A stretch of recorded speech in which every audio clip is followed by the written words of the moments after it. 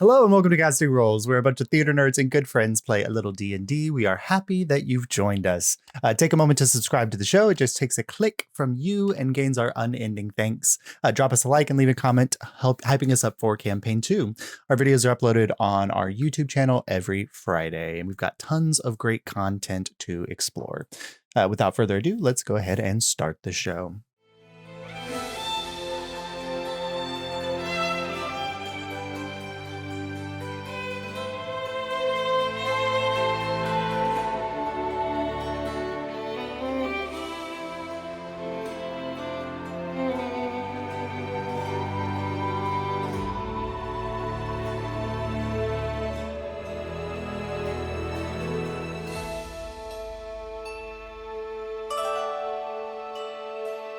So last time, our crew of adventurers found themselves in the village of the Shapers of Stone aboard the sacred mountain Makda.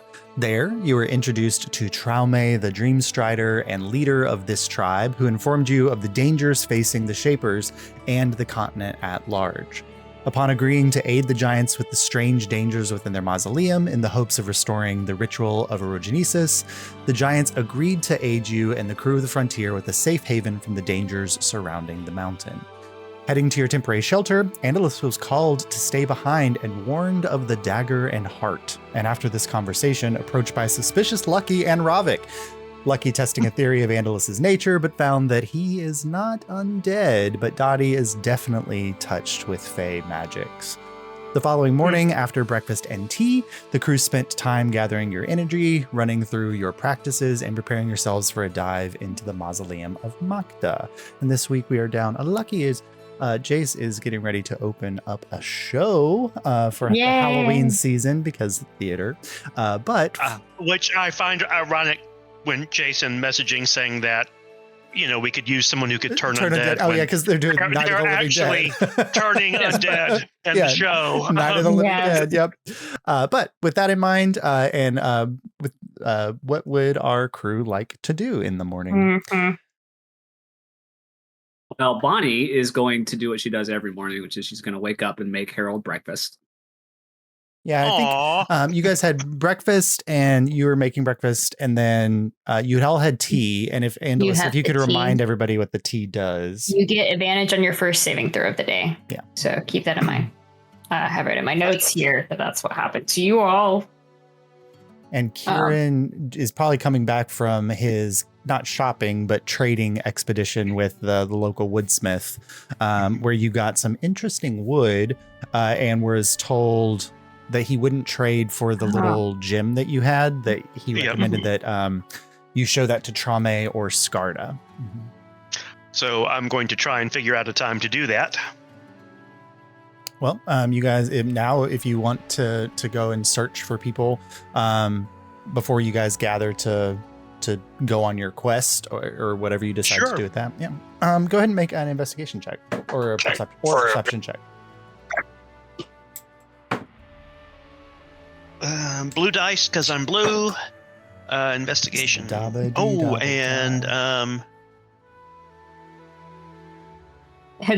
you will die. Oh no.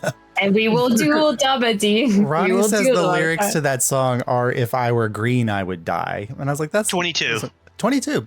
All right. So after getting the wood and kind of storing it away in a safe space, it is about 5 feet long, so you're not going to be able to put it in your pack, but you can store it with your things.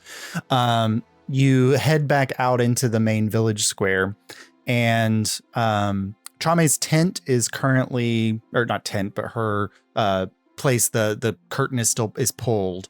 You could check there if you'd like, but as you're walking through town, you see villagers walking by. And for Kieran, something on a perception check, the thing that you notice the most is that while there are a few like toddlers, like, probably 3 or 4 foot tall giants that are, toddler age. Hey, welcome, Ronnie. Ronnie. You don't see any like babies in the tribe. But as you're walking around, you walk to the north end of town and you see up on a ridge or a plateau. Like the path curves up to a plateau that is above this plateau. And you do see Scarda in her familiar, not quite uniform, but slightly more ceremonial look than the normal stone giants walking around town, standing and kind of looking out over the village and into the valley beyond, down towards where the ship is. So if you wanted to walk up to her, she is up there. I will do that. And as you approach, she kind of says, welcome. I hope you all had a good sleep and felt rested after the events of the night before. Yes, thank you for your hospitality. Absolutely. Excuse me, yes, thank you for your hospitality. I have a question for you. Oh, of course. I have an item that I was told you might be able to shed some light on. And I'll pull out the yellow gem shard. Okay. She kind of reaches out one of her massive hands. Do you mind if I hold it for a moment? Please do. All right, let's see. Do an Arcana check for our dear friend here. She's kind of holding it, and you see as she's staring, like, she has a innate magical prowess. You saw her call down lightning, and she is channeling some of that energy into the stone. And suddenly, like, her hand jolts and the stone falls out of her hand onto the dirt next to you. And you guys are up on a plateau where you can see that they've pinned animals. There's sheep and goats, but they're all much larger than sheep and goats that you're familiar with, as well as very interesting, like, horse-like creatures that have like ibex horns. If you've ever seen Princess Mononoke, it's like the the mount from there. But the moment the shard hits the ground, you just see as like some of the sheep in the pens immediately behind Scarda kind of and like back up from the pin a little bit and are looking like as sheepish do over in your direction. And Scarda like bends down and grabs the stone and then hands it back to you. I don't believe that I can tell you the exact nature of what this is. I don't know if anyone could. But there's some kind of energy coming from this stone, some innate magical property that is I've never touched before.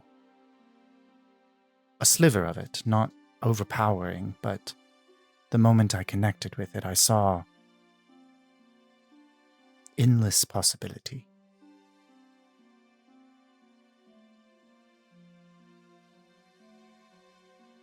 Are we all Kieran's the only one up there with this. Oh. What do you mean by endless possibility? Do you have any magical essence yourself? Not in the least. Perhaps I can help hold the stone in your hand. And she kind of reaches out gently and curls her massive hands around yours and kind of squeezes your palms into the stone. And you see her eyes flash blue for a moment. Make an Arcana check.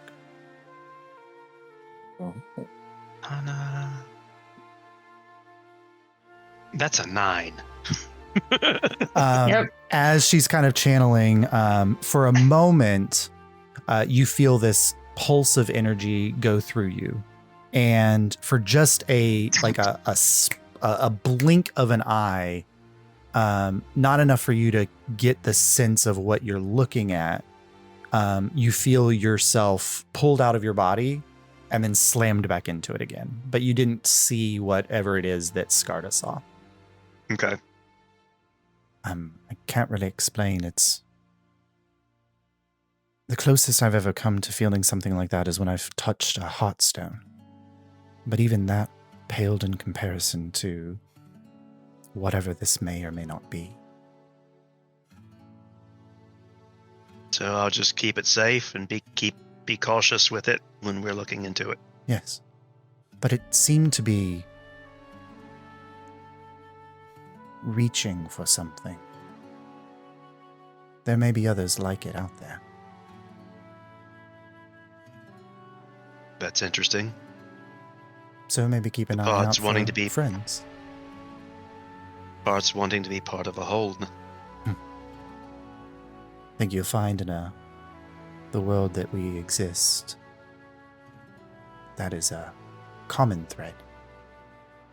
Is it like that where you come from? Things are very different where I come from.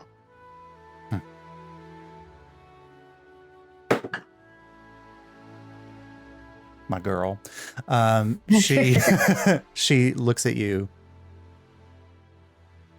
Our tribe has walked this earth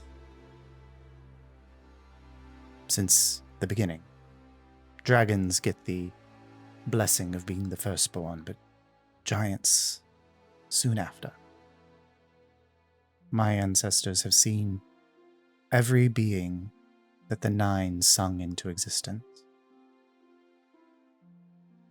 Do you find your kinship there? No. Quite interesting.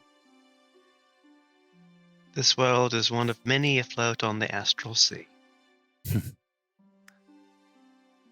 Not something I'm keenly aware of, tied to the earth as we are.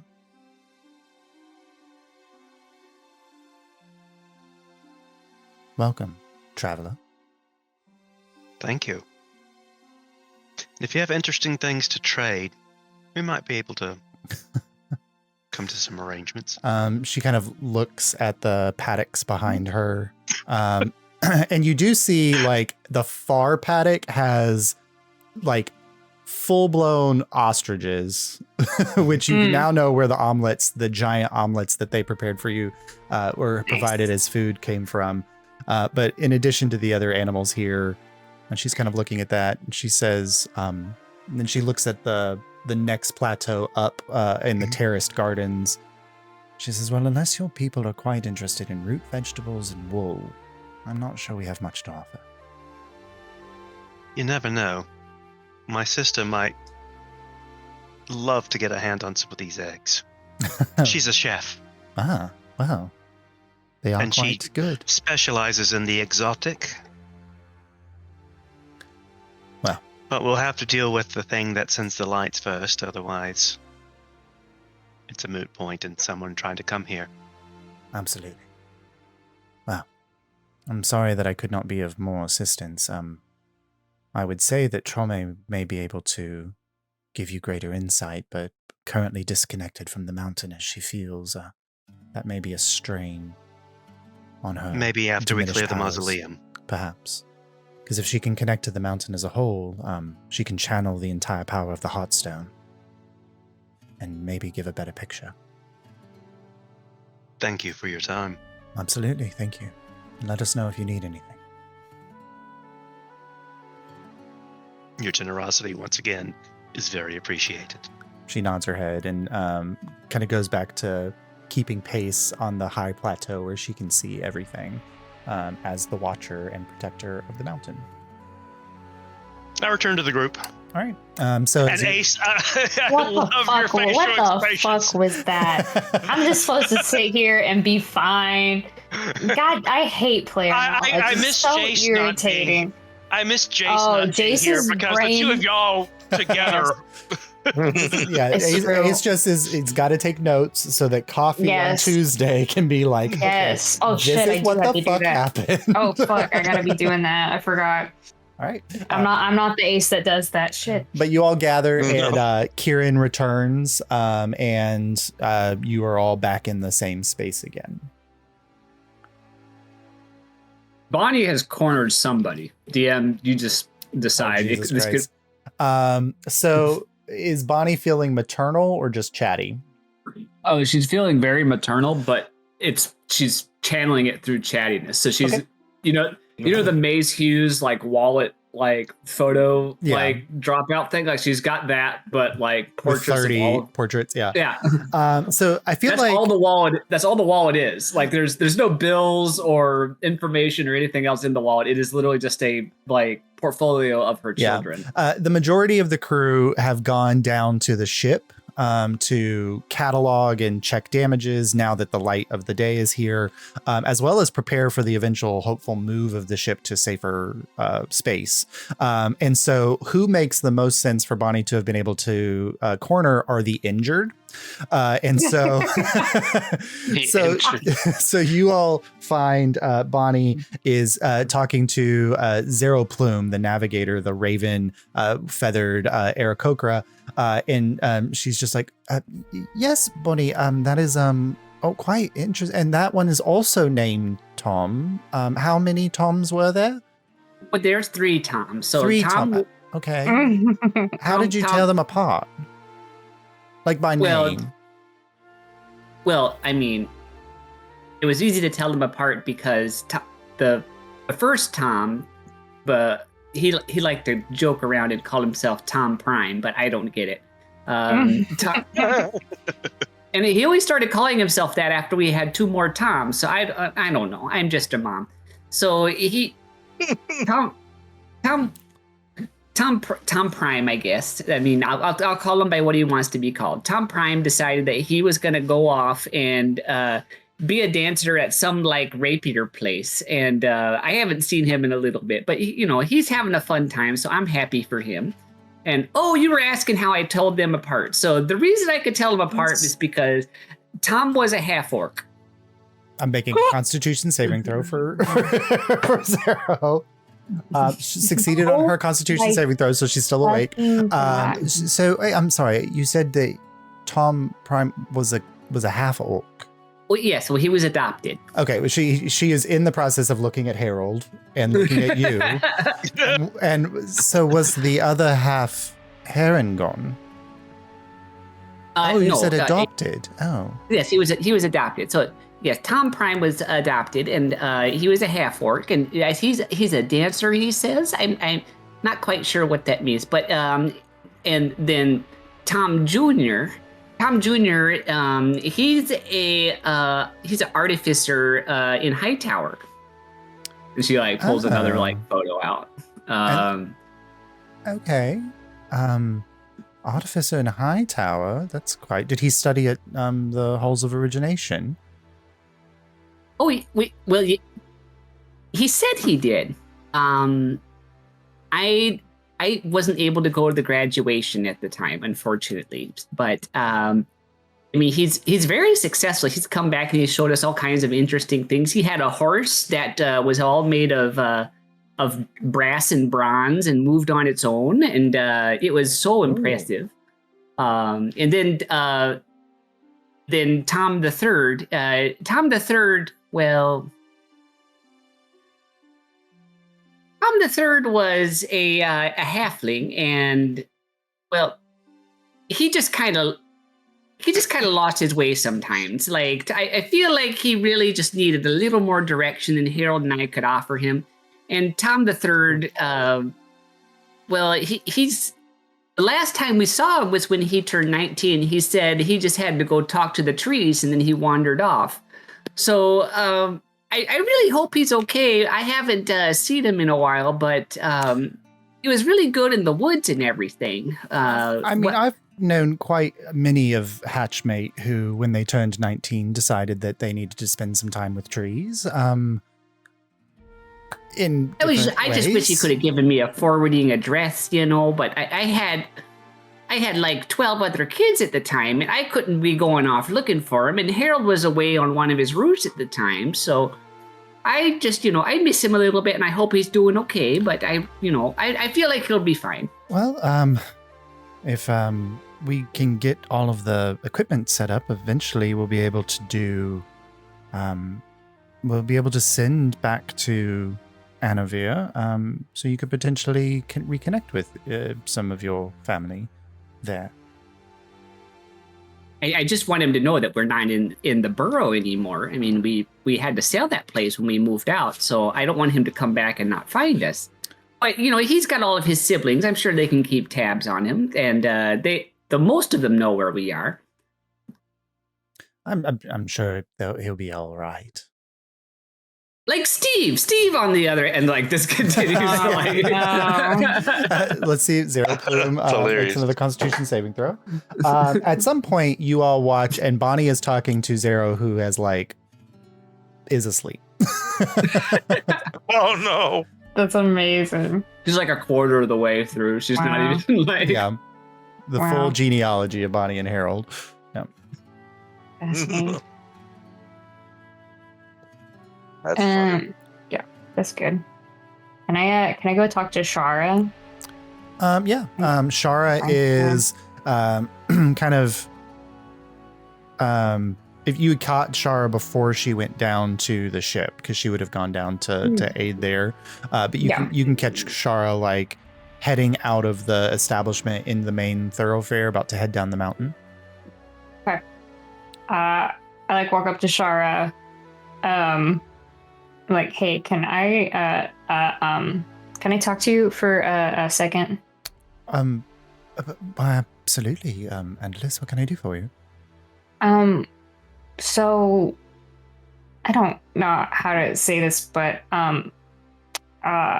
people think I'm having trouble making friends. Whatever would give them that idea. Probably because of my difficulty in making friends. Oh, so this is a real problem, okay? I also share that difficulty, so I hadn't noticed it myself. Sure. We are friends, right? You and I are friends. Was that a question mark or? Yes, I was statement? gonna make sure, because then I got a little in my head about it, and I wanted to make sure we are friends. Yes, of course we are. Okay, good. Okay. I'm nervous about the whole thing. Are you why are you unsure? Well, it's just in the sense that I started questioning about everything, and I just want to make sure. So I don't know. I don't know if I'm a good friend or how to be a better friend, and if that's even something I should be concerned with. I don't know. It's all very confusing right now. Why is there? I'll just ask. Is there something that you feel? Why is this important right now to you? Because my chicken is peer pressuring me. Your chicken is peer. That sounds strange. But she is peer pressuring me. Okay. And, I've never. I'm fine. You're peer pressuring. However, I'm doing fine. I But think then she. I will Yeah. say, Andalusite, you are surrounded by people that you're going to be working very closely with. And I made the very poor choice of applying to something just because my brother did, and now I have to work with him. But there's a benefit to liking the people that you are going to be spending much of your time with. And they seem to all like you very much. I don't know. I feel like they're suspicious of me, Well, and it kind of hurt my feelings. So in my experience, suspicion comes from a fear of the unknown. Have you given them a reason to believe that there's something that you're keeping from them? I mean, it wasn't my fault, but he's like really quiet. You don't have to, if you're uncomfortable, you don't have to tell me. Okay. It's See, this is why we are friends. But I was also thinking about maybe asking your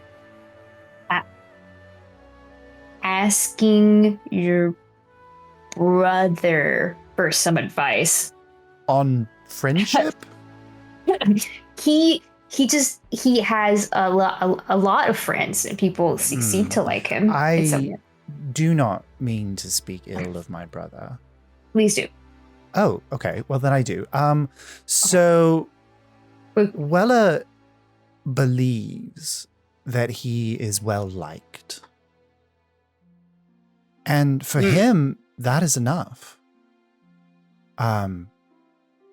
But there's a reason why on the ship you may have seen that he spent most of his time talking to me. Because, at the very least, I will listen, and I don't talk much back. He has also found it quite difficult to make friends. But that's arrogance or insecurity, which often go hand in hand. I don't know if he'd be a good source of information for you, but feel free to ask. Not that I am. You can see, and she kind of holds out her hands at all of the plethora of dearth of people that are clamoring to speak to her. Well. And something that your insight into people is strong enough to know. Sorcerers are typically known as magnetic personalities. Mm-hmm. The very nature of their magic being powered from the grandeur of their personality. Sure. Shara doesn't have that magnetism, Mm-hmm. but you can tell just in the way she is connecting with you one-on-one. It's like the power of a true introvert, right? Like a one-on-one conversation, they're going to be the strongest of that. But put her in a group and she's going to fall apart. Okay. Mm-hmm. I don't know if this will help. And I know you all have your duties that you're going to be taking care of after last night's conversation, but do you mind, can I have your hand for a moment? I'm going to cast a spell, but with your permission. He's like conflicted about it for a second, and then will give her his hand. Okay. You put your hand in her palm, and you feel like her eyes go white. The runes on her forearms begin to glow, and you feel this pulse of energy wash through you. And you have, for the next hour, advantage on any charisma checks. Stop. That's so good. And you just feel like this opening of some part of your heart that you've closed off, that is just like opening to the possibilities around you. That is impressive magic. It's a little touch. Thank you. I use it sometimes for myself when I have to interact with some people. Sure. It's a crutch, really, but, sometimes it's good to walk with a crutch until the limp is gone. Definitely. Thank you. I should get back, but... Oh, yes, we're going to organize the campsite. Stay safe on your journey today if you are all diving into whatever is waiting for you in the mountain. Yeah, we'll see what that is. She kind of waves and trods off. Okay. I'm going to go straight up to Ravik. I'm gonna go find that man. Okay. Now I feel confident. Where's Ravik? This is at? great, y'all. We're getting more buffs than the Mr. Universe competition. Ravik, where does Andalus find you? Oh, Ravik is probably very nonchalantly, or trying to seem nonchalant, walking through the village, looking for something, but not trying to make it obvious. I'm just trailing around. You might see me popping in and out of like tents or the homes of different villagers, but I'm just trying to look very casual, very breezy, just going for a walk, enjoying myself. Just casually invading privacy. It's this is Legend of Zelda style gameplay. Yeah. All right. Basically, you're playing Morrowind. Yeah. This I'm is gonna go in the Skyrim. house and steal everything I can when no one's there. Yeah. So go ahead and make us like a performance check, because you're not being stealthy. You're trying to appear nonchalant. Can we say deception? No, you're not talking to anybody. I am being deceptive with my body language. Uh, Well, it's probably not going to be great. Or performance. you had a +5 to it. Do I have? You're not. I don't think you're proficient in it, but you do have a +5 Where's my performance? How do you know that? Hold on. because it's a charisma. Because you're a charisma that's- caster, baby. Sure, yeah. That's what was it? A 9? 14. 14. So as you're kind of wandering in and out of houses, this is a community that is not built around the idea that random people are going to be stealing things from anybody. And so there's I was stealing. I know there's no doorways. There's no doors. All the houses just simply have like sheep's fur blankets covering the entranceways. And so it's quite simple for you to pop in and out of houses. And, you know, the door frames are built for 15-foot tall individuals. So you're just kind of sneaking into the side of something that is 3 times your height. And so you are able to sneak into a few houses without drawing suspicion.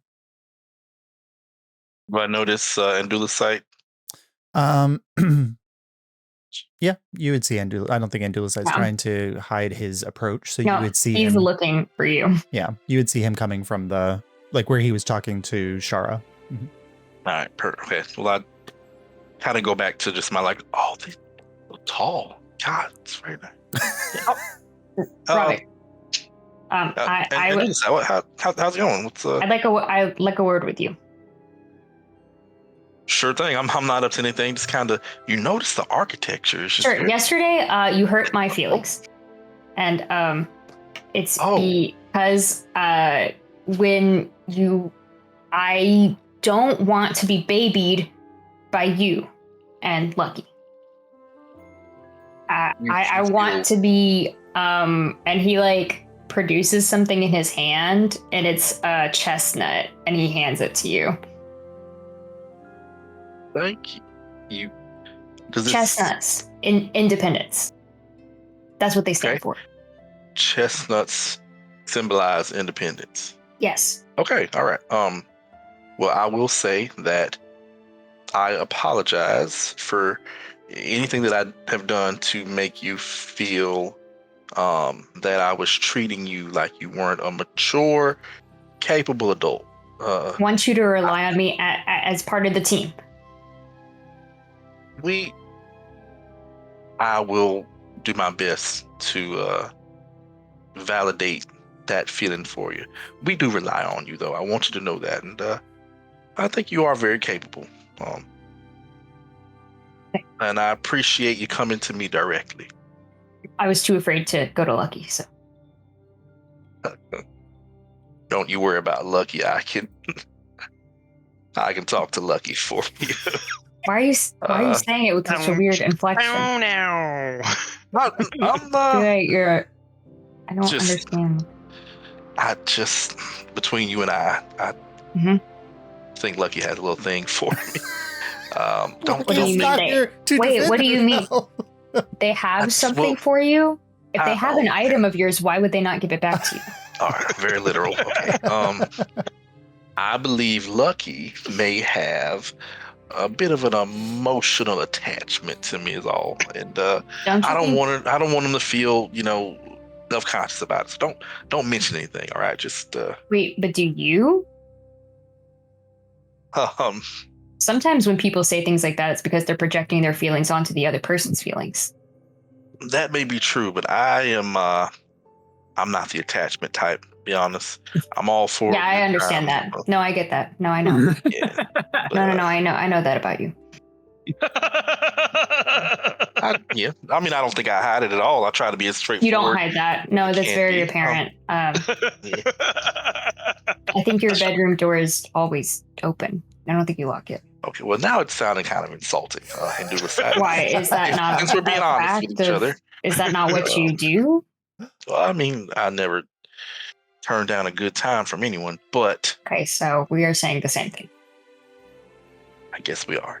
At the end of the day, I think we have an understanding, and I respect your directness. And Ravik will put his hand out and go to place it on. I step back. Shoulder. Let me roll Dex. Yeah, so Let me roll Dex. I see you fucking doing this, you bastard. So a contested dexterity check. Is it a Come at me, Dex bitch. check? Hold on, where is it? Oh, I rolled so Where is badly. it? Where is it? Straight Dex or like? Just a dex check. Mhm. I'm not a very Dex guy, so. Me either. Oh shit! I don't know. 6. 10. So Okay. Ravik's hand is coming to like pat your shoulder, Andalus, and you carefully kind of back away from it.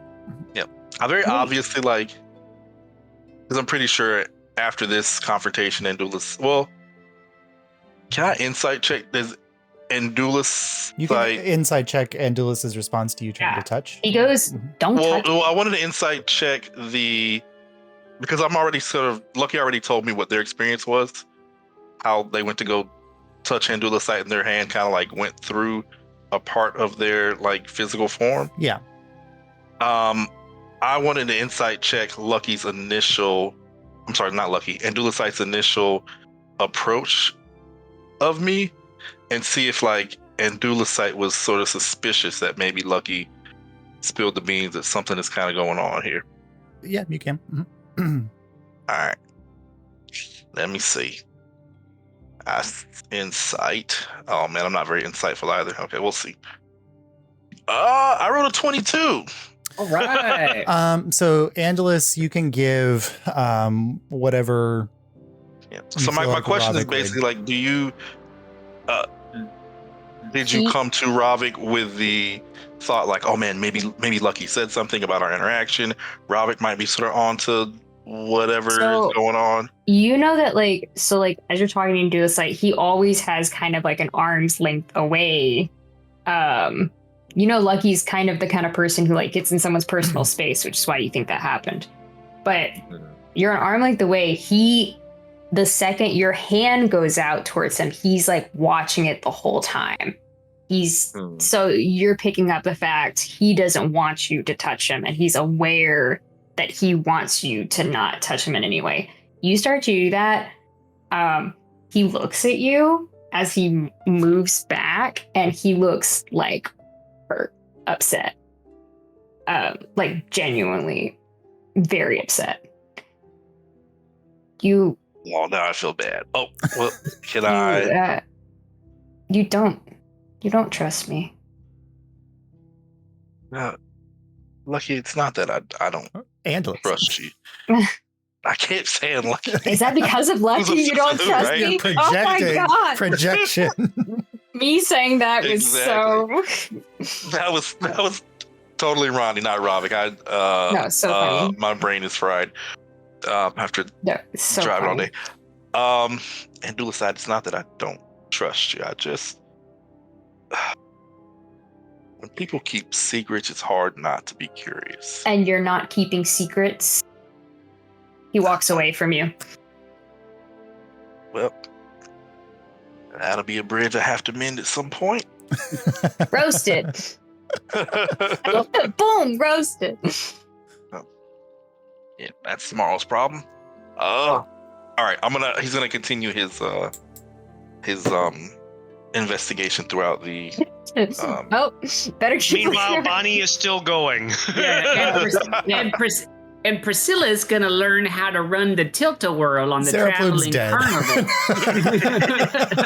carnival. She died. No. All right.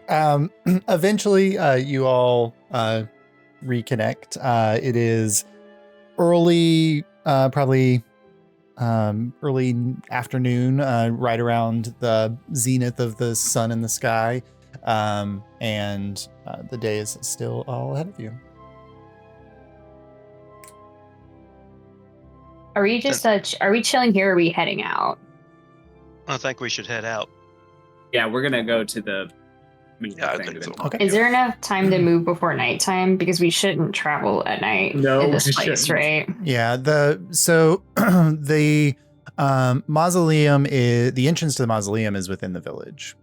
Oh, okay. Sweet. Oh, And Lucky, I assume that Lucky would inform you that they felt an undead presence from beneath the village. well. Anyone have any experience fighting off the undead? Lucky just kind of looks at you and goes, well, I mean, that's my entire job, isn't it? No, Silly me. I've not. All right. Well, I guess we're taking Lucky's lead on this one. Lucky firmly denies walking in front of the group. Kieran will walk in front. Yeah. All right. Bonnie behind. So you all- Bonnie at the very, very back. All right, so Kieran in the front, Bonnie in the back, Ravik, Lucky, Andalis bringing up the middle. You all make your way towards the mausoleum entrance, which is when you enter the main town square. Several of you have kind of gone off and followed the main road up around to the top area where the plateau is. The mausoleum entrance curves off to the other direction. So behind Traume's central dream tent area, you kind of go back into what passes as an alleyway for stone giants, but is still a 15-foot wide thoroughfare for you all to walk. And eventually you make your way to where you can tell that the stone giants eons ago, or like when they first set up camp here on this mountain, had carved down and then out to make this plateau. And you run into the flat rock wall of the mountain that they carved from. And here you can kind of finally see like the raw stone of the mountain is this gorgeous granite.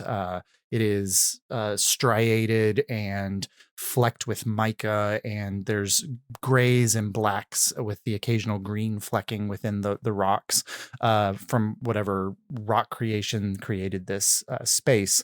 And at the back of this walkway, it kind of curves around into a small ornate garden with beautifully tended pots of those heart of stone flowers. And this is the term heart of stone has been thrown around to call many things. Traume referred to the heart of stone as if it was the spirit of the people of this village. They call the flowers the heart of stone. Skarda mentioned Kieran that Traume needed to reconnect with the Heart of Stone, that the Heart of Stone had power similar to the stone that you're carrying in your pocket, Kieran. It's clearly such a powerful moniker within their culture that they've spread that around to anything that this mountain touches, pretty much. But you see these beautiful, puffy, white to bluish flowers within this garden. And at the back is a tall 15-foot arched opening with two witchfire torches on either side that are burning bluish purple and just continuously without giving off heat. And above it, there's intricate carvings of giant runes above the door frame. But you know that this is the entrance to the mausoleum. I would have told Harold to stay at the camp and help the cleanup with the Zeppelin. Okay, yeah, Harold would have gone down with the rest of the crew to do that, especially seeing as they need to deal with your cart is one of the issues there. So Harold's gone on to do that. But you guys are standing here at the entrance to the mausoleum. Here, kind of at the back, there's buildings surrounding you at the front, the mountain at the back, the shade of all of this. It's a dark, quiet place. There's no wind from the mountain blowing here. It's well protected, but the fragrance coming off of the flowers is not overpowering, but is filling the space. A light buzzing of a few pollinators in the area, kind of a couple butterflies and bees. But other than that, it is a quiet, serene space. Is Skarda with us? Skarda's still up at the plateau, doing her rounds and observations. This is so idyllic. I love it. It is beautiful. Nothing like going into the heart of darkness during the height of the midday sun. You're absolutely right. It's magical, arcane. Mm-hmm. God speaks like a poet. Does anyone speak giant? I Okay, don't. so- No. Okay. I have to Yeah. check. I don't think so. No. Did we have a guide? Mm-mm. They just told you one? where it was. And the big reason that they're sending you is apparently whatever it is coming from a space within the mausoleum they can't reach, which you would probably imply is a smaller opening or something that a 15-foot tall giant can't go through. Gotcha. Mhm. Huh. Well, I would like to investigate the opening. Yeah, sure. So you like at the outside of the mausoleum, or are you guys going inside and wanting to investigate the interior? The outside, like if there's any like barely scratched runes on the surface or like anything like that. I mean, no roll required. There's no Can I help? barely scratched Okay. runes. There are very prominently, beautifully carved runes all along this archway, kind of forming a border along the outside of the archway. And then on the stone portions where the witch fires are, the stone torches are carved into the side of the mountain. And there's a ring of runes around the top of each of those as well. It doesn't look like there's anything to prevent people from going out or coming in. No like traps or like one way or the other, anything like that. No. So there's not even they don't even have like a tent covering or the like the sheet covering that's on all the houses here. It is just open. And as you're standing and looking at it, it has very large stone steps carved going deeper down into the mountain that kind of descends down into a darkness. Although you can see a hint of light bouncing off of the rocky interior further down, but it does seem to descend about probably 50 feet or so down. Mm-hmm. Can I roll for like a vibe check? A vibe check, sure. Yeah, make an insight check. Well, I was gonna say like you know when like Probably the aura of this place, Josh. Yeah. it's like you know when Gimli and Aragorn and Legolas like are going through the like paths of the dead and like they're like it comes out. It's like so if you're just trying to read the situation, make an insight check. If you want to apply like your paladin training to it, you can make either religion or a wisdom. I'm gonna go with wisdom. That's not a negative. Oh no. That's a 12. A 12. So there's an element of this that you're in this serene park that is clearly honoring the dead within this village. But there is just like at the back of Bonnie's neck in the nave, the hackles raising a little bit of something disquieting about what should be a peaceful place. And Bonnie, being a paladin, understands the nature of consecration. And this is supposed to be a consecrated space, but something has diminished that nature. Okay, I am going to so Harold and mine flowers are daisies. So I'm going to use my staff of flowers to like grow one real quick on the ground next to the entrance. Okay. You all watch so as if it comes looking for me, he knows I went that way. Yeah. You all watch as a white daisy pops up and kind of gently shakes in the stale air here, and then is just there. And a white or red, a yellow flower kind of glowing in space, basically here, surrounded by the white and green of all the other space. And I will light a torch in one hand and with my shield in the other, and start walking down into the crypt, I guess, and say, "All right, let's go." Okay. And I'll have a lit torch as well. Sure. So you all begin to head down the steps, and these steps are single steps for giants, But it's definitely very much you get on the step, walk 5 or 6 steps, and then you take another one.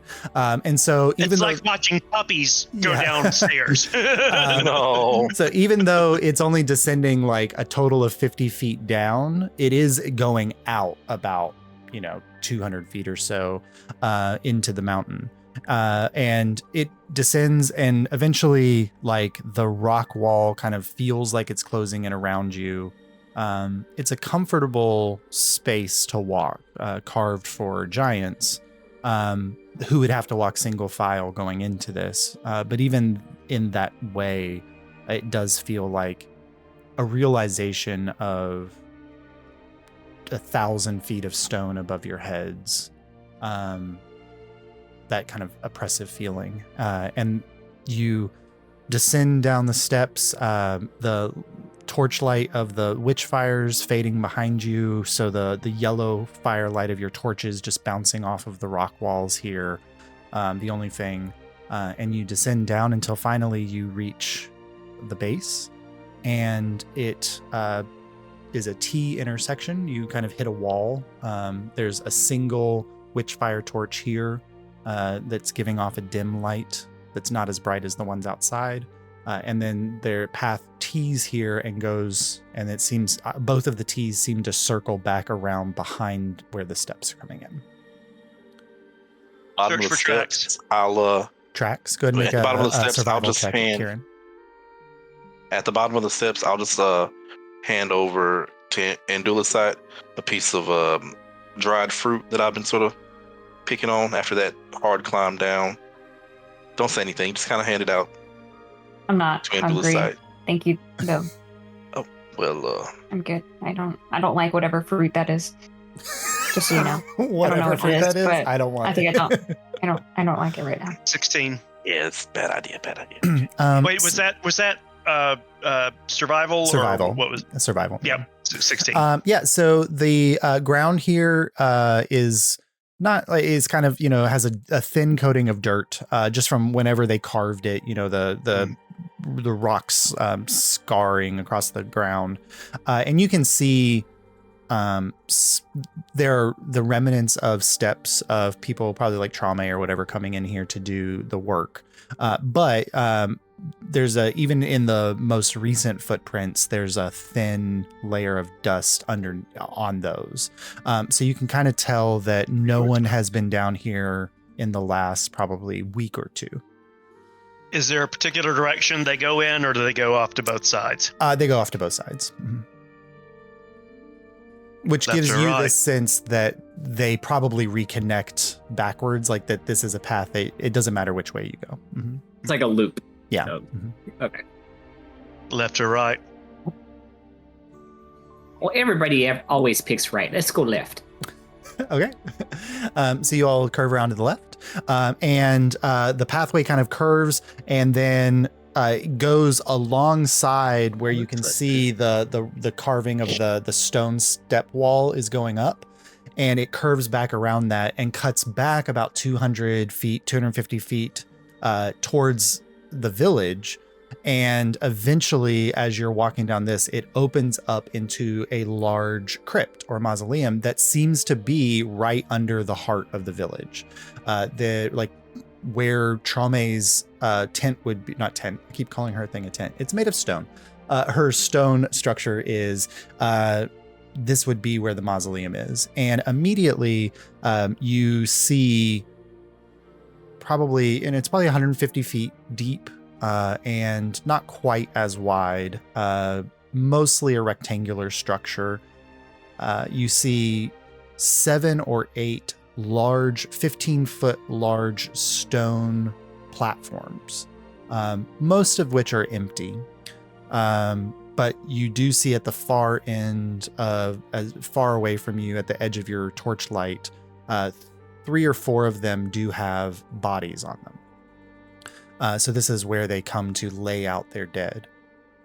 There are 2 paths that go off on either side, close to where you are, enough that you can kind of see that they go into what kind of look like small little chapels or something, where there's seating areas around central springs of water that are coming out of the mountain and kind of pulling into these pools that are lit magically underneath with some kind of light. So these chambers are filled with a dancing blue light of the water reflecting on the rock walls. But that's as far as you can see into the chamber. But you don't see any other exits out of here from where you are right now. Lucky. Yes? If you could just be a deer, could you check and see if there's like any evil floating around here or maybe hiding from us? Lucky kind of thinks for a moment and isn't that something that you can do as a paladin? Oh, it did. I just when I set up all my spells for this morning, it was one that I picked. You have divine sense. Oh, that's right, I do. Okay, yeah, I'll do that. The DM, excuse me? Because it's one of those things that clerics don't have that paladins do have. That's funny. It would cost a spell slot for Lucky to do it, whereas you can do it with your channel oath. I only get one channel divinity, don't I? Is it one or two?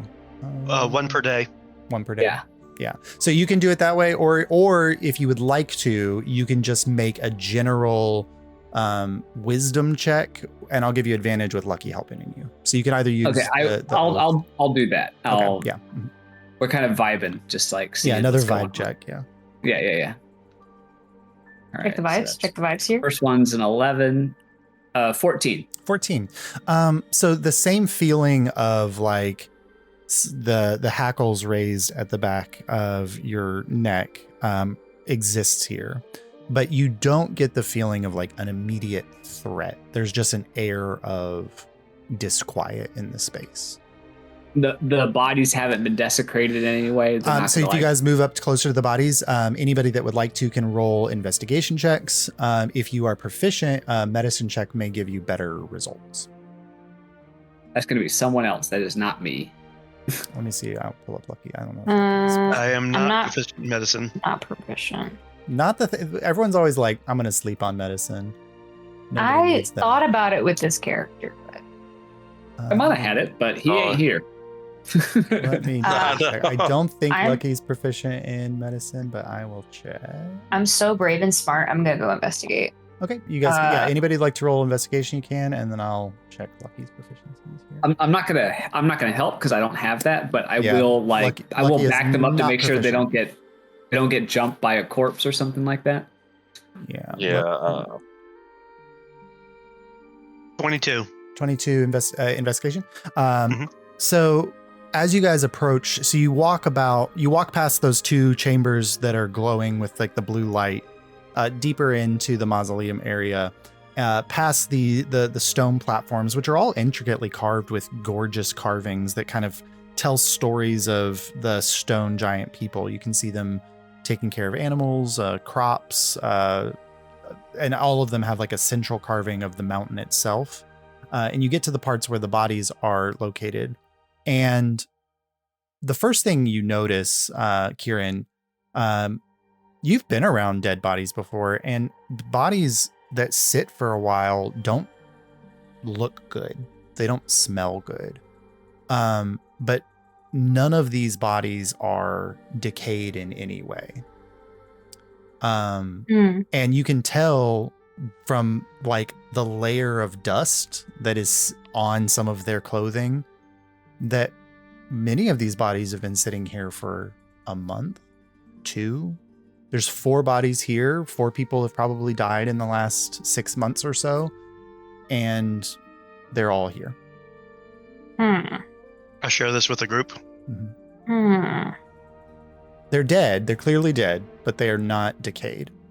Also, at this point, with your earlier perception, at the back end of the chamber, you can see probably the whole back half of this chamber has openings carved into the side of going from the floor to the ceiling. So like 5 of openings up, and then as deep as the chamber, and then the entire back wall. And you can see other bodies after they sat on the viewing platform a while removed there. every single one of the bodies you see in those chambers are they're stone giant bodies. They are 100% ossified. They're stone. These more recent Something's ones. corrupting this area. Let's go check out those fountains. Okay. Can I also roll Nature or Arcana to see what's preserving the bodies like this? Even though. Yeah, absolutely. Although, Or do I just realize it? So, Or- yeah, none of you are educated. Kieran's That's educated. Kieran's smart. Kieran, make a history check. Based on a question I ask you, I'm like, why are these not decomposed? I rolled a natural 2. So that's a 6. You have advantage with Andalus's help. Sure. I'm like, please. That's a 6, so 8. An 8. Oh, excuse me, 6, so that's a 10. A 10. Okay, Oh, 10's wow. probably good enough to recall some learning that you had in your youth. The word orogenesis means the birth of stone or the birth of mountains. They've talked about the ritual being about returning the bodies to stone and freeing their spirits so that they can be reborn into the next generation. Now that you've seen the way they bury their dead, It's literal. It's literal. Their bodies Wow. literally turn to stone and are buried or entombed within the mountain. And that process isn't happening here to these 4 bodies that are laid out right now. Not Bonnie, but Atwood is curious if they like fill in the tomb and then like dig another one. Maybe. No. It's hard to, I mean, like there are, based on the size of this chamber, there's probably 200 or 300 openings, and it's a small village. Probably you've seen probably no more than 40 giants here. So you would think that like there either had to have probably been other mausoleums in previous generations, or literally the bodies eventually become part of the mountain again, and they do the recarving again. That's cool. Mm-hmm. I like that. This place So is check out these fountains. grim. Okay. You go to one of the fountain chambers. As you step into the chamber, there is the light sound of water trickling from a natural spring. And if you've ever had the pleasure of hearing underwater movement in a cave system, that like bloop, bloop, blooping sound like bouncing off of this chamber, coupled with whatever the globules of light are within the pools that are spraying up these liquefied reflections on the walls. It is an incredibly peaceful chamber. There's space for probably a family to stand in here. There is at the back of the chamber an altar of moss and those flowers, which are somehow still growing even though they're underground. And a couple places where there's candles that are not lit on the altar as well. Go ahead and make an investigation check within the chamber. Mm-hmm. That's a 16 plus 2 plus 4. So another 22. 22. Oh. So the chamber itself seems completely fine. There's nothing off-putting about it. It feels peaceful. The spring of water kind of staining the rock wall, the splashing into the pool. The pool, it's unclear where the water's draining from the pool, but the pool's not overflowing, so it clearly has to be draining somewhere. How deep is the pool? It's about 3 feet deep. And you can see there's 3 globules of light that have been placed at the bottom or at the basin that are giving off this eternal light in the space. But with a 22, Kieran, what you do notice that seems out of place is for the first time standing still, your torch flickers. Like a wind caught it.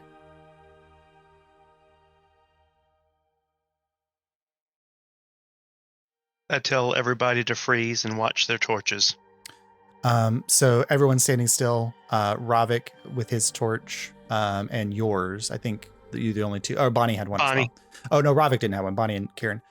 So you're standing still, and you're standing at the pool, kind of at the center of the chamber, and there's a light flicking of it.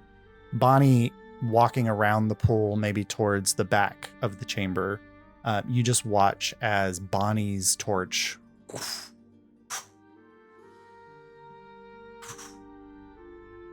and for the first time now standing still, movement in a stale space, you only feel the movement of air when you are moving.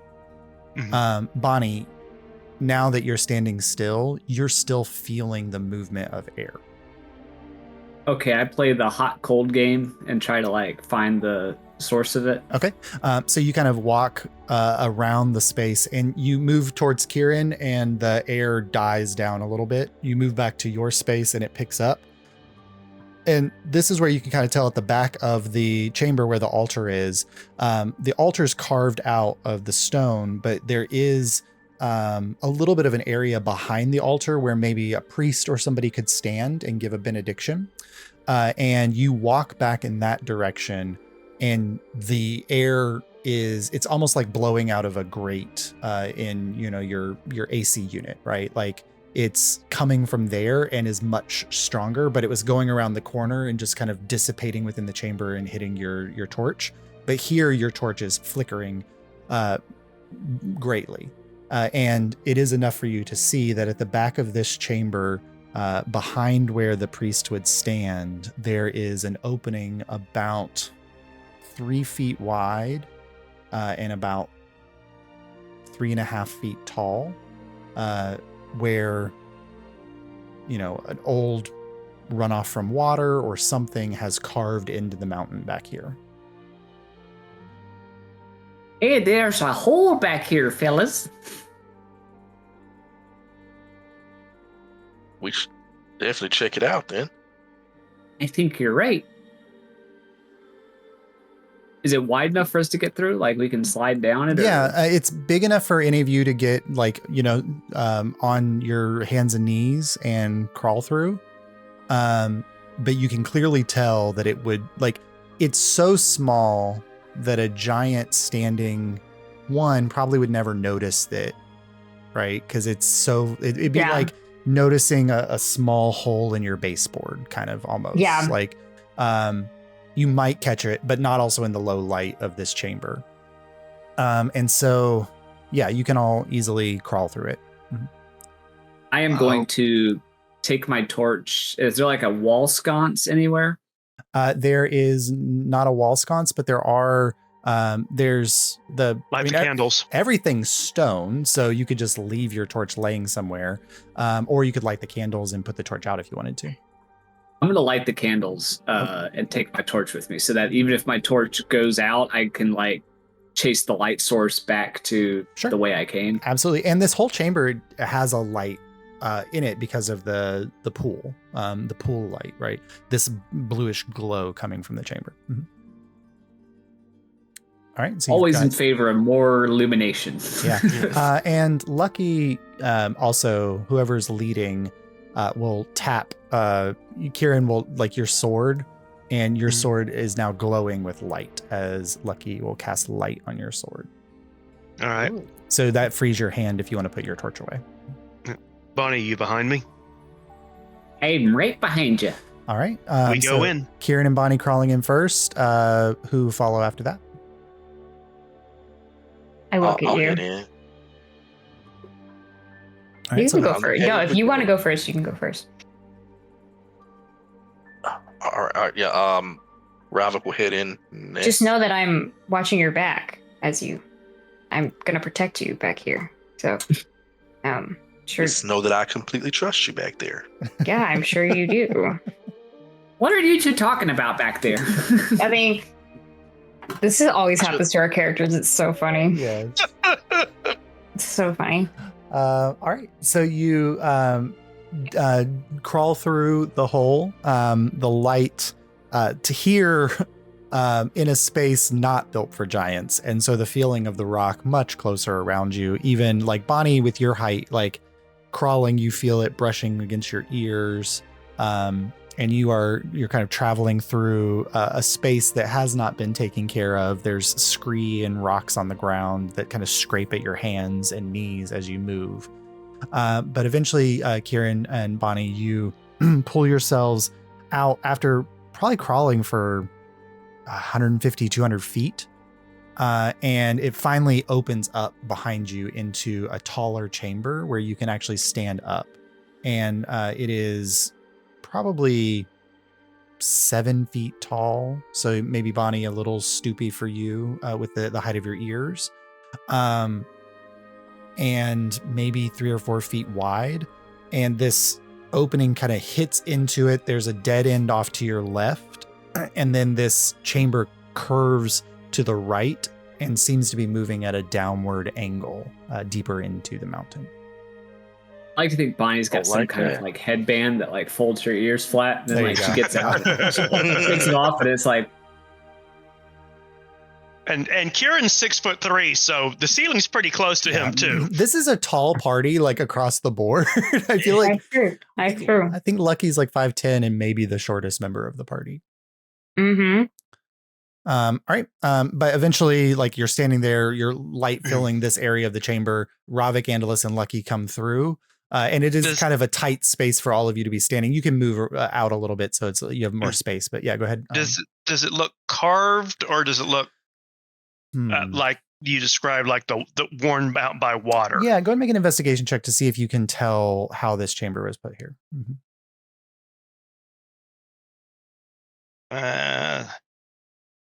15 plus 4, 19. 19. This area does not seem... I'm going to roll like crap when we get to combat. Yeah, sure. This area doesn't seem to have been touched by tools. It does give the impression of either like probably some kind of sedimentary rock or, some like rock like that existed in this space and water eroded it, but left behind all the much harder rock. And it happened long enough ago that there's no evidence of like trickles of water moving through this space. So this seems to be natural, like a natural cavern. Okay. I'll keep following the path. All right. So you curve around, and eventually, like, it's hard to tell without sunlight how long you walk, but it's probably 10 or 15 minutes of this chamber kind of curving down and then switchbacking and going forth. And it's always curving in a downward direction until eventually it does finally open into a larger chamber. This one probably 100 feet across, stalactites with water dripping off of them onto the cave floor. So you can just hear like the soft echoing of splatters of water. But it is like the first open space where your light doesn't reach the full distance of the chamber. No one walk under a stalactite or a stalagmite, whichever one is from the ceiling. I forget. And the other side tells you which one is which. Ace doesn't know, but he knows. Stalactite. Because it holds Stalagmite, because G from ground. G from ground, and stalactite to the whole ceiling. Yep. It holds tight to the ceiling. That's Yes. what my that's what Timothy told me. And Josh, if you have ropers planned for us, I hate you. No, I did ropers last campaign, no. so you probably won't see them this time. Something far, far worse. All right. But you kind of pause at the entrance to the chamber here, Kieran, as your light was filling all of your vision before, and then suddenly it is swallowed by the darkness beyond you. I'll start kind of following the left-hand curve of the cavern, Staying to the keeping edge. Mhm. where the edge of my light is barely hitting the edge, so I have a focal point, but that lets me have as much light to my right as I possibly can, Okay, and those with dark vision can see further into the chamber. All right. I'll follow. Is anybody keeping an eye on what is going on in the chamber? Absolutely. Go ahead, Robert, for and any make a movements perception or- check.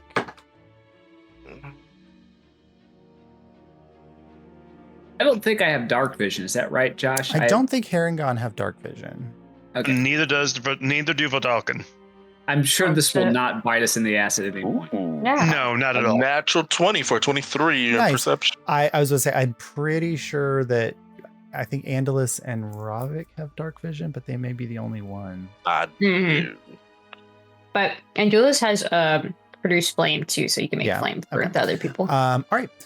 With a 21, or a natural 20, with your 21, Ravik, 23. 23, sorry. Ravik, what you do notice is, so as you guys are kind of following, like the sound now of your footsteps echoing within this chamber, like there wasn't a ton of echoing sounds in the walkways that you were in, but it's just like this echo, like bouncing off. It's hard to see how high the ceiling's here. You just see the stalactites like dipping out of the darkness above you. So the ceiling's at least 60 feet or higher beyond. Place is a lot bigger. Yeah, it's a lot bigger chamber. And the first thing that you notice, Ravik, which seems out of the ordinary, is as you're kind of curving around, you get to a point where there is a shininess to the side of the rock wall that wasn't there before. And you can tell there's like a vein of some kind of ore or metal or something in the rock itself. And with your perception check, in addition to noticing this vein of a dark, grayish brown, shiny metallic ore, you also hear skittering of what may be like, sounds like insecty, or something with many legs. And immediately I let the party know, hey, there's something moving around and here's something insect-like or arachnid. God, I hope it's not spiders. And then as Ravik is talking, all of you see a small sword.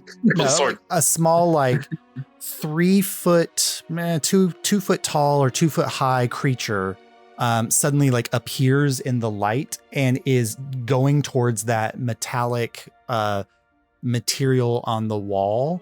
And you just see it kind of leap up onto the wall, and it's got these mandibles that kind of go out, and this viscous liquid shoots out into the wall, and you just see the pitting and of this ore as it dissolves, and this creature begins to suck up the ferrous metallic ore that's there.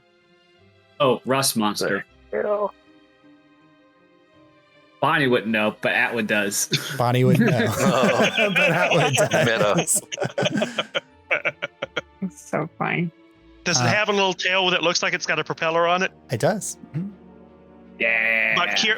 But Kieran would not know that. None of you. I don't think anybody would know what it. Let's see. Andalus would probably have the best bet. Make a nature check, Andalus.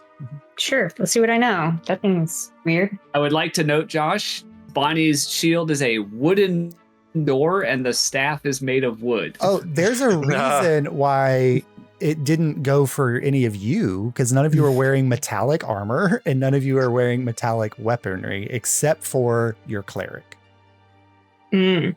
What? A 9. Wow. And the cleric's at the back. Unlucky. So. A 9? Yeah, Andalus, you're uncertain. They have a vaguely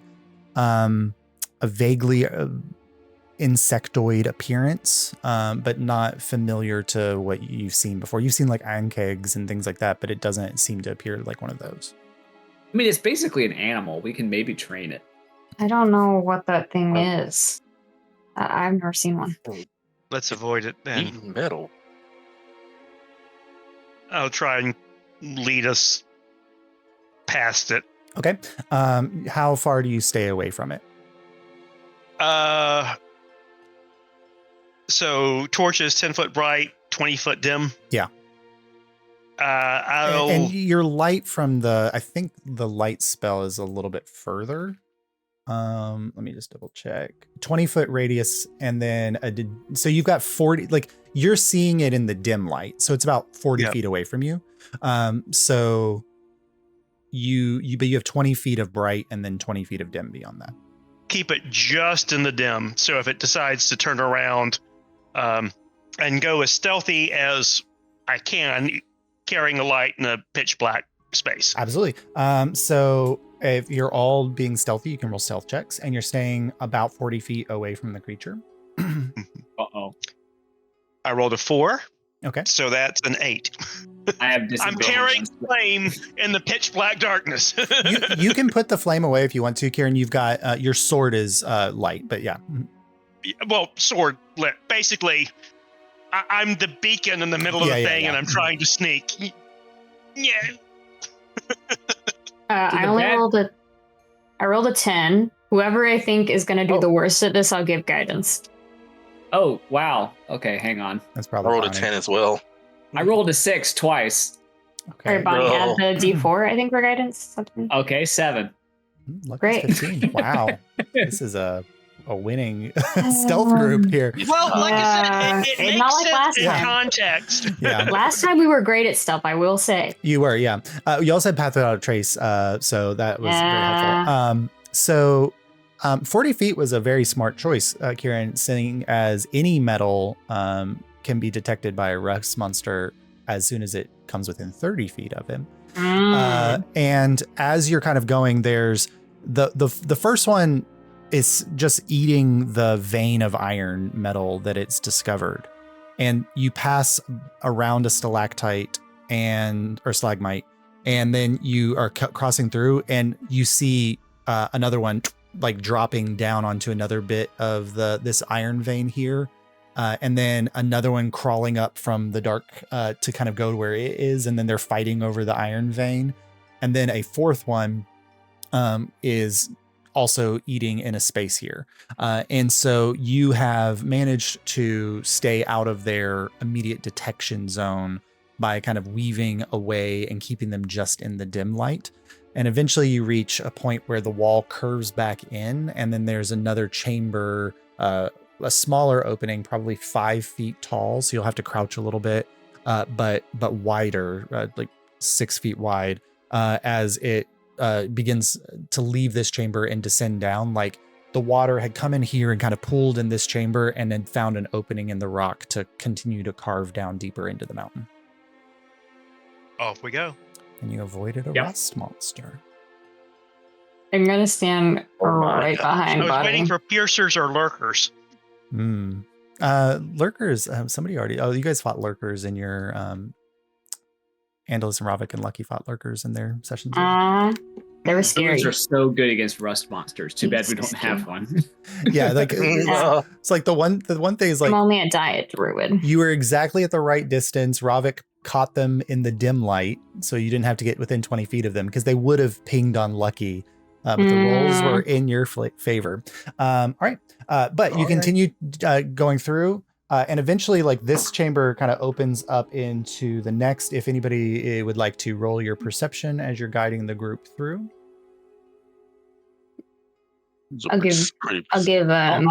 I'll help. Yeah. I'll give guidance to someone. Okay. First roll is a 12. I'll give guidance to you, Ravik. Oh, give it to Kieran. Oh, you don't want my guidance? Okay, I'll give it to 15. 15. Mm-hmm. I also rolled 17 on my own. Okay.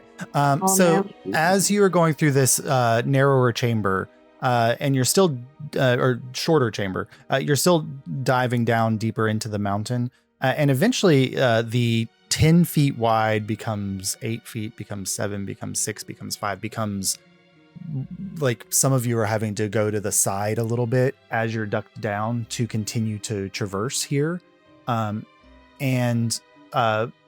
first thing that you notice, Andalus, you notice the first of this on the walls to above you, kind of above where your head is, you start to see this like yellowish lichen or something on the walls.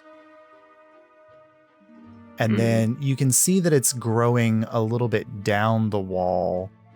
And eventually, Kieran, Andalus points it out to you, and you hold your light out in front of you, and you can see that the entire, as far as you can see in your light, this yellow mold has grown across the entire area here of this passageway.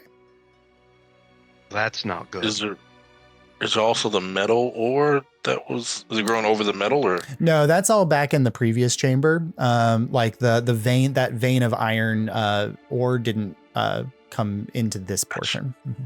Can I bust out my herbalism kit? Yeah. To try to see what this is. Go ahead and make a nature check with advantage. Beautiful.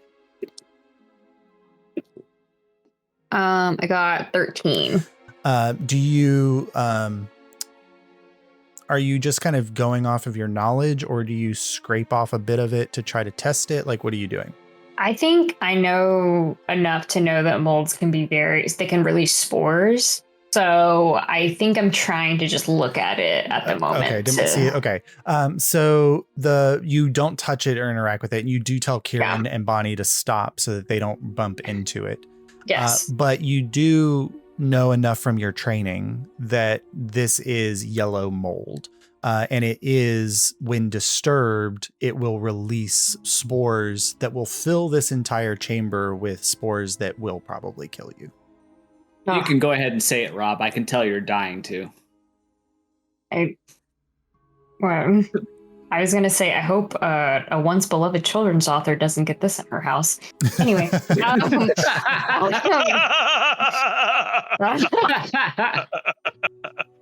Crazy. Crazy as she would never sleep. I will never not let you take a dig at the Rowling. That's great. No. Yeah. I'm on fire this session. You are. Are you on fire? Yeah. So hopefully not. If yellow mold, Harold says that's really bad for the house. You don't want that. The homeowner's insurance will not cover it. What do we do? Back up and burn it out, or what? Well, it releases spores.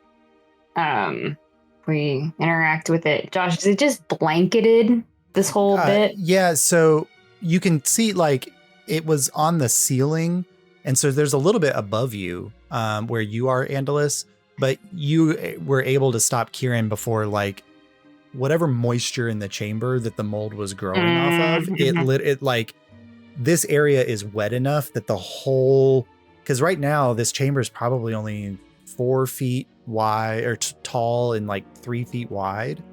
And this whole thing is now coated in mold around. Yeah. Could the mold be causing the top of the ceremonial passing? I wouldn't think the spores would reach that far. And Andalus, I mean, that you know that yellow mold is natural. It's not a magical thing. Mm-hmm. Sure. So how do we get past this?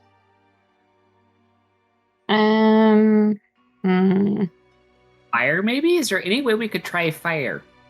Fire, yeah.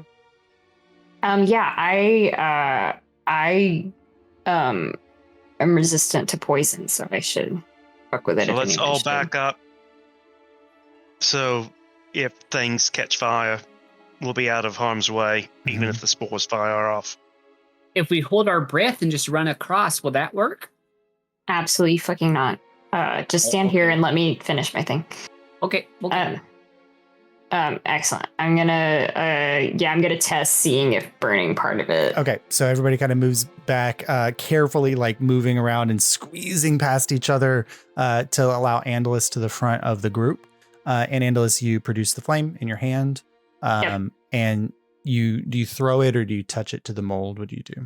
I'll throw it on the first part of it. So you toss it out and it hits the mold, and you just see this immediate like sizzling of the mold as it retracts from the area where the fire touched. And you just see the moisture drawn immediately out of it, and it blackens and goes brittle and crumbles in that space. He turns back and gives a thumbs up. That's good science. Sure. So I'll start burning us a path through. Okay, yeah. And since the chamber is only 5 feet wide and you're affecting about 5 feet of space with yours, if everyone crawls and is careful not to brush the edges, you could just clear out the bottom. But if you want That's what I was thinking. to take the time, you can clear out the sides as well, just in case somebody doesn't brush up against it. Clear out the time because we're going to be coming back this way, and if we're needing to make it in a hurry, I'd rather not have to slow down. Okay. I wouldn't want Bonnie's ears to get hit. So what would have probably taken 30 minutes to clear and crawl through takes you about an hour as you carefully kind of clean out this area of with your fire, your produce flame, and you clear out the space, and you eventually kind of leave an area where once you get to the end, it dumps out into a wider chamber. And you can see that the mold just sticks to the walls and is spreading on the outside of the walls going out, and you clean out the floor here. Can I scrape some of the mold into a little container?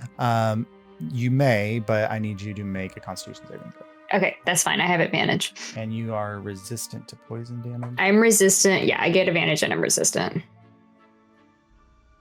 Ooh, nice. This is con. Mm-hmm. I rolled 21. 21. You take 9 reduced to 4 points of poison damage.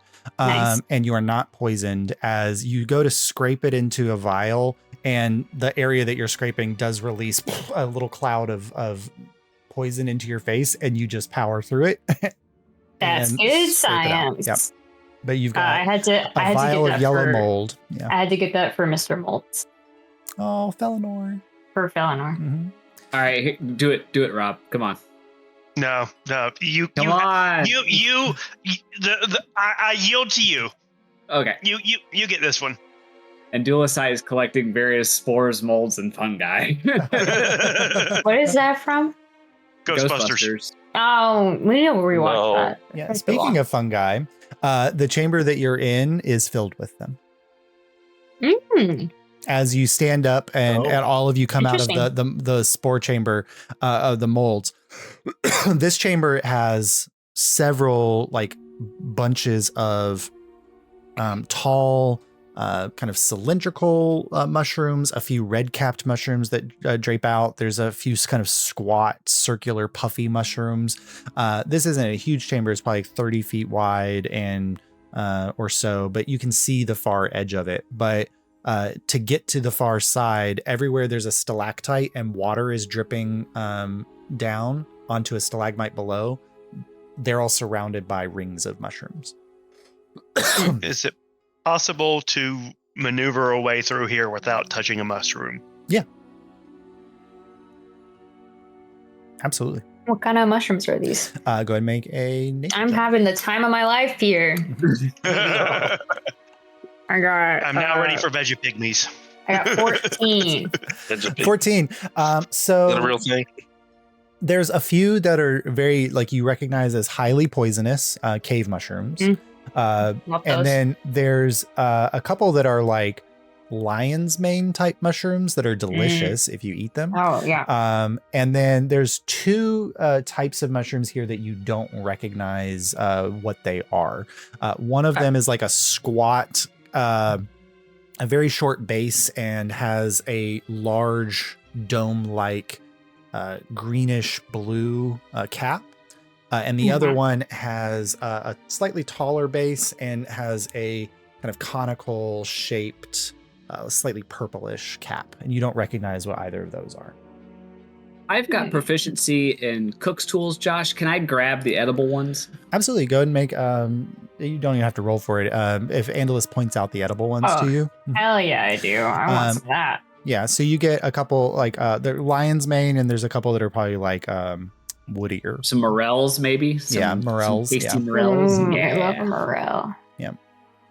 But the ones that are conical shaped, that you don't recognize, there's several patches of those, and then the ones that are like bluish in color that you don't recognize, there's a couple patches of those as well. But most of them tend to be most of the mushrooms in this chamber just seem to be like those poison cave mushrooms and a few of the edible mushrooms. You all see Andulasite looking at those 2 mushrooms as if he's trying to decide if he's going to fuck with them or not. Just let us know so we can back away. Yeah, there's nothing immediately like they don't look, I mean, they just look like mushrooms. Like there's nothing that gives pause other than that they're mushrooms that Andalus doesn't recognize. All right, I'm going to try to put those one of each in a container. Okay. So which one do you approach first? The bulbous one or the more conically skinny one? Give me the conical one first. Oh, okay. So you walk up with your materials to go ahead and collect the first one. And you all watch as there's 3 of these mushrooms kind of in a tight pack. As Andalus approaches, you immediately see like little slits open up on all of them, and these tendrils fly out and whip out at Andalus. Andalus, there are... They're not mushrooms. Let's see how many. Oh, they're mushrooms. That's bad science. They're mushrooms. It's bad science. Let's see how It's many. very aggressive mushrooms. There's okay, so that's 1. These better taste good. These better taste damn good. 5, Why am I taking so much damn 6. damage? This So I there's can't stop touching 6. stuff. These are 6 attacks coming your way. Oh, that's as these things fly out, that first one's gonna interesting. miss. Second one's gonna hit, so that's 1 hit. That's not Yeah. 1. Yeah. That second one, that won't hit. That's 2 hits. Third one will That's hit. so rude. That one will miss, and the last one will hit. So there's 3 hits coming your way as these tendrils kind of whip out in your direction, and you take. You knew Was I I couldn't. within 5 feet, Josh? Yeah. I would like to use protection Ooh. as Okay. a reaction Um, and interpose my shield so they have disadvantage on the attack roll. Is that what? So the protection for the oath. Yeah. Let me pull this up really quick.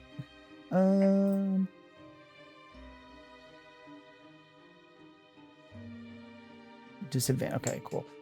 So let's see. It attacks you. So this would protect against one of the mushrooms. So I'll go with the one that made 3 attacks, and I'll re-roll all of those. Thank you. That one's a miss.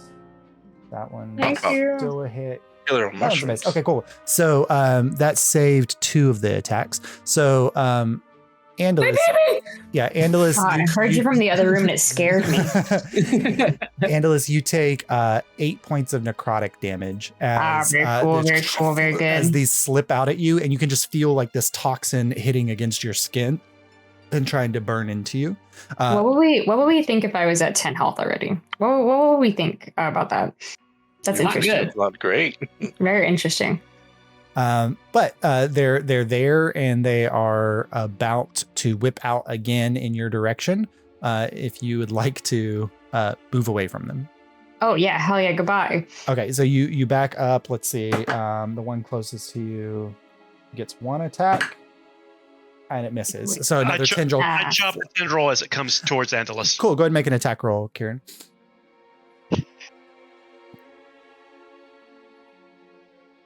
10 plus 17. That hits. Their armor class is 5.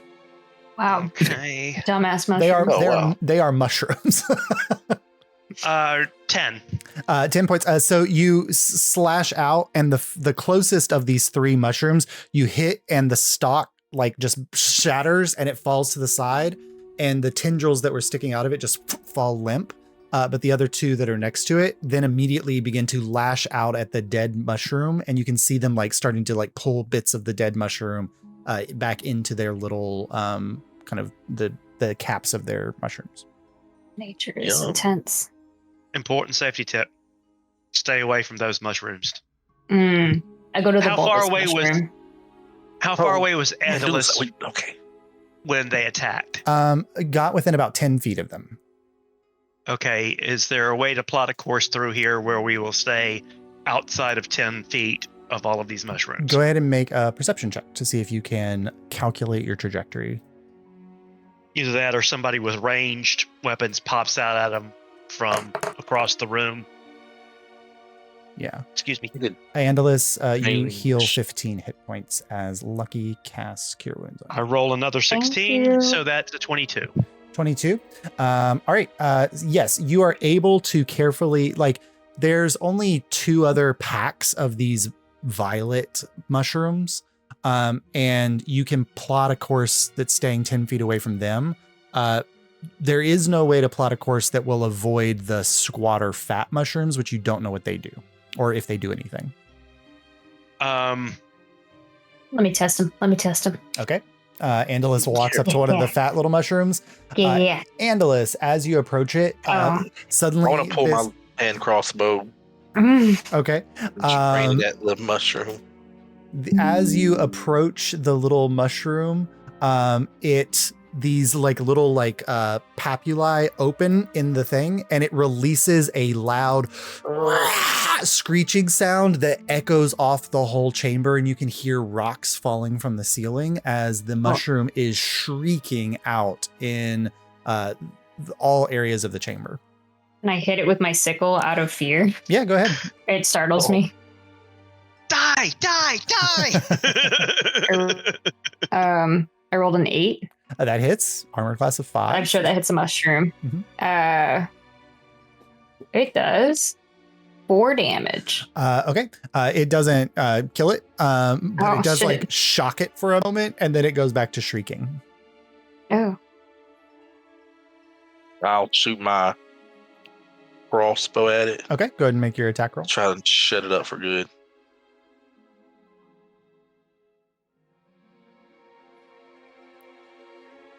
That is a 22 to hit. 5 armor class. Yep, that hits. I rolled it twice for some reason, but that's not. What's going on? We should be able to hit this thing if it's AC 5. Mm-hmm.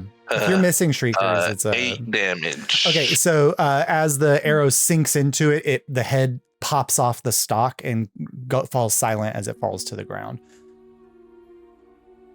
Can someone snipe both of these things from across the room and clear a path? I'll take him out. Now that you guys know what they are, Yes. if you want to take, 10 minutes of everyone of shooting, or throwing flames or whatever with your cantrips, you can clean out these areas. Yeah. Can I collect the dead remains? I guess they're dead. Of the screecher. So Actually. if you guys can, there's now 6 dead violet funguses, the conical shaped ones, and then there's 5 or 6 of the larger puffy shrieker ones. They would take up much of the shrieker ones are very large bulbous. They would take up much of the space in your pack. If you just wanted to hack off bits of them, you could do that easier. I can regrow them from that. So Yeah. if you just want to take cuttings. Yeah, I'll take some cuttings and Okay. am I doing it right in Duelist side? I just want to make a mistake here. Sure. You are cutting a mushroom. It is. I don't think you can mess it up too badly. That's Also, very, very good point. What are you doing? if we're being technical, and Dulce tells you about how mushrooms aren't technically alive. They technically don't die. It starts going on that weird mushroom rant, how we don't know things about mushrooms and they're kind of fucking crazy. They'll regrow. Oh. You didn't really kill them. It's fine. Yeah. Let's see. Ravik is listening intently and entertaining the informational. You have to. blood. You have to. You owe me this at this point. As Ravik is talking to Andalusite, Ravik, does a 21 hit you? Damn it. You know it. Well, it's a disadvantage. I rolled with this. Sorry. Does Does a 19 hit you? Yes. Okay. To the back of the head, I get. As you are Nice. talking to Andalus, all of you watch as something from the darkness in the chamber above that was alerted by the shrieking of the mushrooms falls onto Ravik's head. And you all see what appears it looks kind of like an old man's coat. Cloakers! I guess kind of, it's more like a kind of a coat or a stalagmite or whatever that's wrapping around Ravik's head. Ravik, you can't breathe. Oh my gosh. And you take 5 points of bludgeoning damage as this creature wraps around you and begins to squeeze your head. You hear Andulusite laugh a little bit, and then he's like, "Oh wait, this is serious." Yeah. Kind of See your funny. muffled screams. You are of blinded and panic. unable to breathe right now, Ravik. That's not a good thing. Kieran will hit it with the knowledge that he is also hitting Yeah. Ravik. Yeah, go ahead and make your I figure an attack roll. unconscious but alive Ravik is better than a dead Ravik. So Yeah, absolutely. Go ahead and make your attack roll. dirty 20. That hits.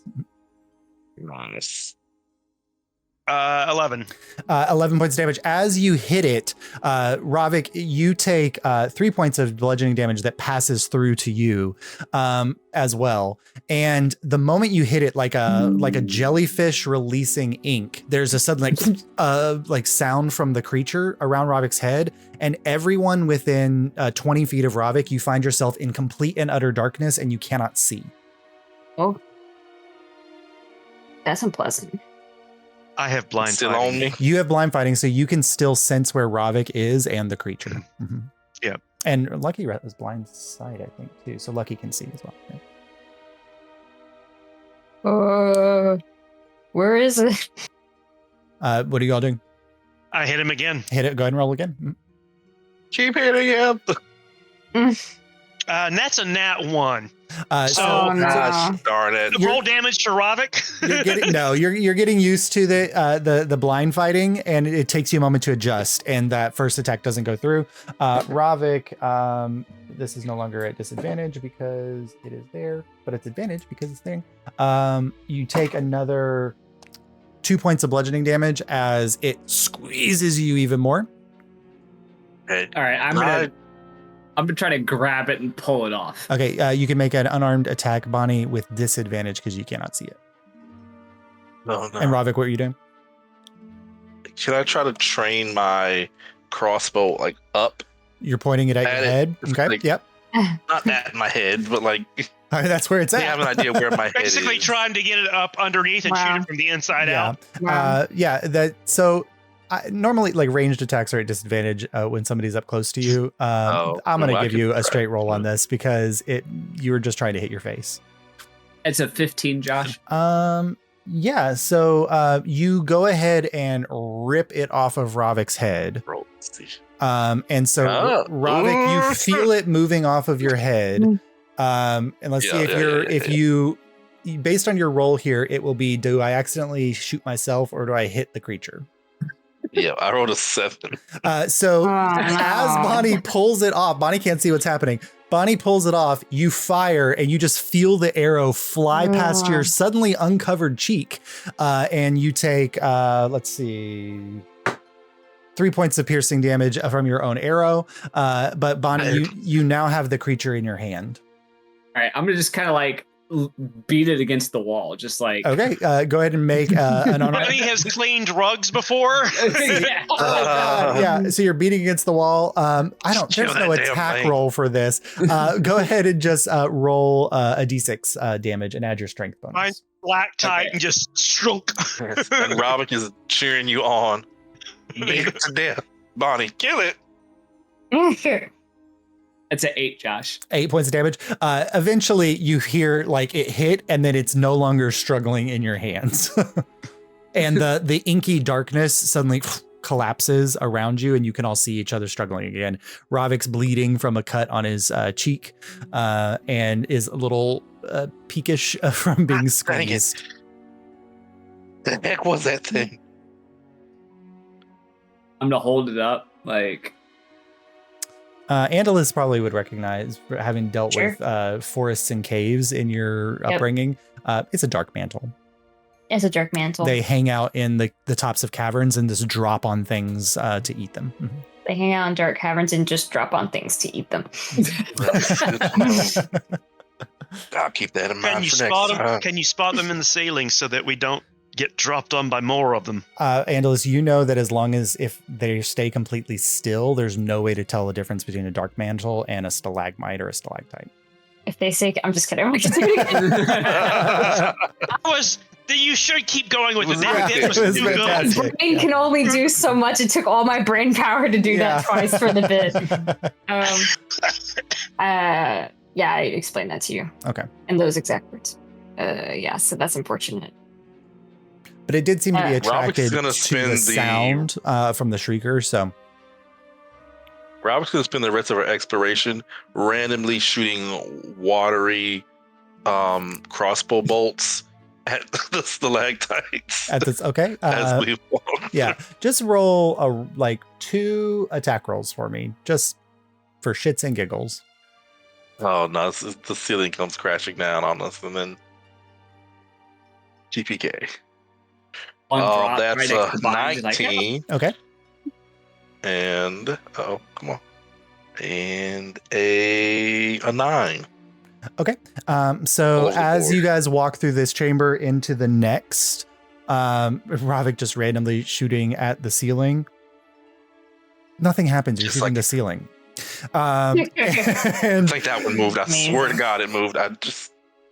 but you enter into the next chamber, and Kieran, you get as somebody who is cultured and is familiar with spaces touched by the hands of workers, and designed for purpose. You step foot into a chamber that you are 100% certain was probably not carved by people, but was once the home of people. Okay. You're getting there are stalactites and stalagmites and things in this chamber. There's rough hewn walls, but there's the shattered remains of column structures. There's the rock floor here was probably once bricklay or tile that has over time disappeared into the space of cavern. But this chamber feels like it was once a home, and that is not something that the giants mentioned was possible. Mm. And that's where we'll pick up next week. Ooh, spooky. Thank Spooky you. season. What? Yeah, I got my table for chambers that you're walking into, and it was like, okay, fungus, mold, dark mantles, like Yeah. Did I rust also get to, monsters. Yeah. did I also get to collect any of the other mushroom, the tendril mushroom? Yeah. Those are smaller, so you could probably grab a whole one of those if you wanted to. I want to save those. I might have a use for some of those. Yeah, there were 6. If Andulicide will help me out. There were at all. 6 dead of those, and then 3 of the bigger dead one, the shriekers, that you would have just had to chop pieces of. So you can collect as much of that as you want, just knowing that they would take up space in your bag. Yeah. And Dulasite carries his main weapon is a hand sickle. So it is very good for that kind of shit. I'm just waiting for Sturges. Sturges, I love Sturges are great. They will fuck a party up. Mhm. Even Sturges. Oh my if they're God. low. Yep. Oh, Well, yeah, I've got. so fun. Oh, so But, good to like- be back. Yeah. It's not a campaign if me and Ronnie's character don't have beef at some point. Yeah, no, you gotta hate each other. for some reason. It's I'm wondering if we got a little bit of an enemies to lovers pipeline going though. Stop. No. Oh. Everyone Excuse loves me, it. was I collecting mold for that man? I don't think so. Felinor will love the gift of mold. If you do What? not remember, gave a long speech to Jury in the last campaign specifically about yellow mold. I know, Jury was like, I collected too many Really? neurodivergent Yeah. boyfriends and I can't have another, but Yeah. I'll think about it. no. But it'll be perfect because Sad about that'll that. be a second friend for Andulicite. There you I go. feel like they talk about stuff a fair amount, so I feel like Felidor probably thinks they're friends already, but Andulasite has not confirmed that they are friends. Felinor is the type of person that everyone's a friend. Like Felinor thinks everyone's friends. If they respond to him, they're a friend. You spoke to me? Yes, we're About my friends. hyperfixation. Yeah. Yes, You let But me yeah. say the word mold to you. We're friends. it was worth it. Yeah. It was worth it to get the mold. I guess we gotta let Josh make his what the party doesn't see split. No, not this. There's nothing this one. That last one will carry us for a little while. We don't see the Mm. gelatinous cube poised above No, the I'm entire so- party. I'm specifically avoiding things that I threw at you in the last campaign. So You had a gelatinous cube in the first that cave Fresh. system we went through, so you won't have that. Okay, so process of elimination. We got to worry about. Oh my god, stop. Sturgis. Yeah, I didn't throw any sturgeon. Yeah. Yeah, they might be. He's got a manual that I'm has like random monsters in it. I'm so glad we Okay. fought a false Hydra. I'm glad we don't have to go through that shit again. Yeah. Oh my You god, and me both, brother. terrifying. That's my favorite. But that's where we met Ravik. That's It's true. It's just Oh, it is. It's true. Look, Ravik Yeah. was full all circle. about the false Hydra. Ravik was Mhm. kidnapped. Oh, by the false yes. Hydra. Yeah.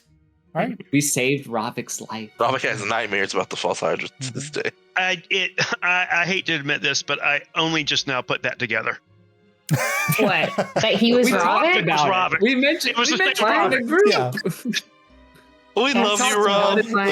It was the 13-year-old Ravik or 16-year-old Ravik, and now you're the 26-year-old Ravik. Yeah. Mhm. Yeah, This is mature to I me. just now put that together. That's I'm so funny, Rob. No, this usually I'm the one that puts shit like that together. Rob, in our one shot, when he said it was Ravik, I about lost my fucking mind. I was so It was excited. it was a I crowd was pleaser. losing it. As he is. All right. Nice. Good night, y'all. Have a All great right. one. Night, everybody. Nice. Have a good Bye. week. Wait, See you next week. Josh, Bye. Josh, can I Yes, borrow you for I'm a so second? glad to play with you guys.